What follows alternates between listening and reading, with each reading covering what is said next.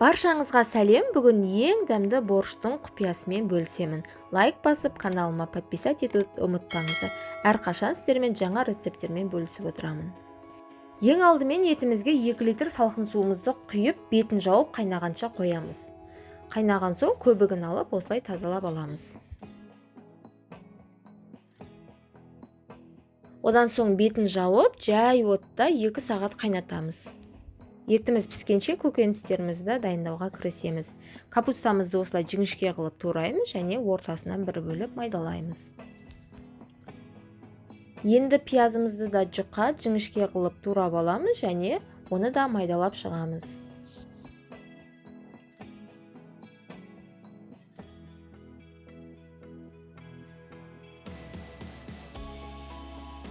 Дайын пиязымызды бөлек ыдысымызға салып аламыз. Одан соң картошкамыздың барлығын осылай орташа қылып турап, оны да бөлек ыдысымызға салып аламыз. Келесі сәбізімізді терканың майда көзінен өткізіп аламыз.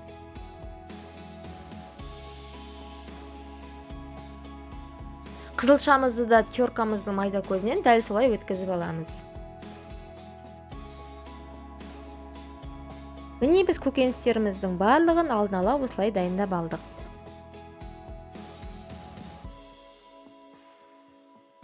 Енді піскен етімізді сүзіп алып, қайнап тұрған сорпаға картошкамызды салып 10 минут қайнатамыз. Енді зажаркасын дайындауға кірісеміз. Қызып тұрған табаға піссе майымызды құйып, пиязымызды салып, пиязымыз қызарғанша осылай қуырып аламыз. Одан соң үстіне сәбізімізді салып, 2-3 минуттай қуырып аламыз.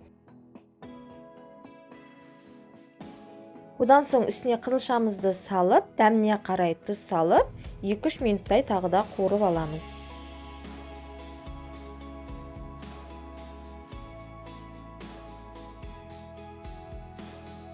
Одан соң үстіне 100 мл еттің сорпасынан құйып, 15 минут бетін жауып, жай отта қайнатамыз. Одан соң картошкамыздың үстіне капустамызды салып, тағы да 10 минут қайнатамыз.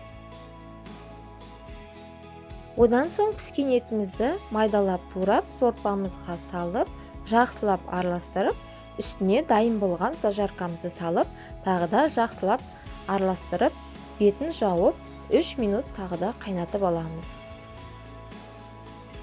Міне біздің борщымыз дайын. Оттың асын сөндіріп, дәміне қарай укроп, петрушка, чеснок салсаңыздар да болады.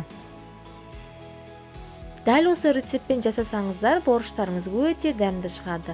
Лайк басып, каналыма подписать етуді ұмытпаңыздар. Әрқашан сіздермен жаңа рецептпен бөлісіп отырамын. Назарларыңызға рахмет.